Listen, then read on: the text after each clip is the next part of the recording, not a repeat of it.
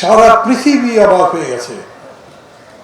যখন আফ্রিকাতে জেনজির আন্দোলন চলে, জেনারেশন জেডের আন্দোলন চলে, তখন সবাই মনে করতেন কি অদ্ভুত আন্দোলন চলছে ওখানে।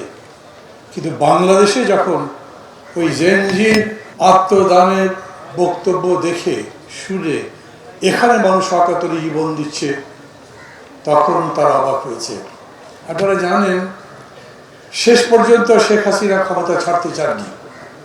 উনি বিমান বাহিনী প্রধানকে, সামরিক বাহিনী প্রধানকে বলেছিলেন গুলি চালিয়ে যেতে নির্বিচারে, যত লোক মরে মরুন, উনি ক্ষমতায় থাকতে চান। তখন তারা জবাব দিয়েছিলেন, ম্যাডাম এটা আর সম্ভব হবে না।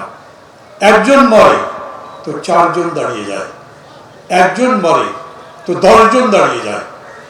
ওই যে কবি যেরকম লিখেছেন, সাবাস বাংলাদেশ, এ পৃথিবী অবাক তাকিয়ে রয়, জ্বলে পুড়ে মরে সারখার, তবু মাথা নোয়াবার নয়। এই বাঙালি এখন সেই জাতি। এবং ওই অকাতরে জীবনদান, নির্ভীকতা, সাহস, আত্মত্যাগের এত বড় ঘটনা দেখে শেখ হাসিনার মতো মানুষ 15 বছর শাসন করেছেন। শেষের দিকে মানুষকে মানুষ মনে করতেন না এবং বলতেন খুব দম্ভ ভরে শেখ হাসিনা পালিয়ে যায় না। দেখেছেন তিনি কীরকম লজ্জাজনকভাবে পালিয়ে গেছেন। ওই লড়াই শেষ, আমরা জিতেছি। এখন লড়াই হচ্ছে ওই যে আন্দোলনের মধ্যে দিয়ে স্লোগান উঠেছিল, এই বাংলাদেশ চাই না, নতুন বাংলাদেশ চাই। নতুন বাংলাদেশ গড়বার লড়াই। যে ভোট কেড়ে নিয়েছিল, গণতন্ত্র কেড়ে নিয়েছিল, সেই গণতান্ত্রিক দেশ করতে চায়। এবং তার জন্যে লক্ষ্য করছেন দেশ ধীরে ধীরে বদলাচ্ছে।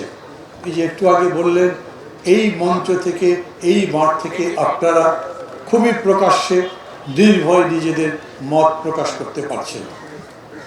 গণতন্ত্র মানেই হচ্ছে সংখ্যাগরিষ্ঠের শাসন। কিন্তু এরকম নয় যে সংখ্যালঘিষ্ঠের কোনো মূল্যই নেই, বরঞ্চ সংখ্যাগরিষ্ঠটা নিশ্চিত করবে যে সংখ্যালঘিষ্ঠের কথাও যেন শোনা যায়, তারা যেন বলতে পারেন।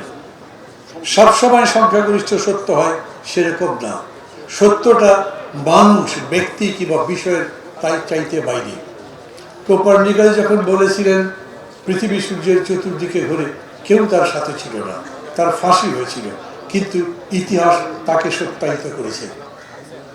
আপনারা যারা এখানে আছেন, নিচে বসা কিংবা উপরে, তারা সত্যের জন্য লড়াই করেন, দীর্ঘদিন করেছেন, এখন পর্যন্ত করছেন। এবং যখন লড়াই চলে রাজপথে, তখন আপনাদের অনেকের সাথে আমরাও ছিলাম। আমি আপনাদের সেই ত্যাগ, সেই লড়াইয়ের মানসিকতাকে ধন্যবাদ জানাই, সাধুবাদ জানাই। আমি মনে করি এই লড়াই আপনারা অব্যাহত রাখবেন। দেশটা যে বদলাচ্ছে, এই দেশকে ওই রকম জায়গায় বদলে নিয়ে যেতে হবে যাতে এই দেশ বাসযোগ্য একটা দেশ হয়, যাতে এই দেশকে নিজের দেশ মনে হয়, যাতে বলতে পারি এই দেশে থাকতে আমি ভালোবাসি, এই দেশকে আমি পছন্দ করি। এখন আর আমার দেশ থেকে যুবকরা চাকরির সন্ধানে ইতালি কিংবা ইউরোপের কোনো দেশে যাওয়ার চেষ্টা করবে না, যাওয়ার পথে ভূমধ্যসাগরে ডুবে মরবে না, বরঞ্চ বাংলাদেশ তার জন্য একটা নিশ্চিত আবাস হতে পারে। অনেক লম্বা আলোচনা করা যেতে পারে ওই ব্যাপারে, আমি সেদিকেও যাব না। আমি জানি আপনাদের এখানে যারা যারা আছেন তারা এই সম্পর্কে, দেশ গড়ার সম্পর্কে আমার চাইতে অনেক জ্ঞান রাখেন। আপনারা সবাই ইসলামী শাসন ব্যবস্থা চান। অনেকে হয়তো এরকম করে বলবেন না, তিনি অন্যরকম বলবেন, কিন্তু আমরা বলছি আমাদের চাওয়া যায় যেরকম করেই হোক, আমরা সবাই একটা নতুন বাংলাদেশ চাই, সুন্দর বাংলাদেশ চাই। এবং সেজন্য সবাই নিজেদের চিন্তার বিনিময় করব, এক হব, ঐক্য করব, জাতীয় ঐক্য করব এবং দেশ গড়ব।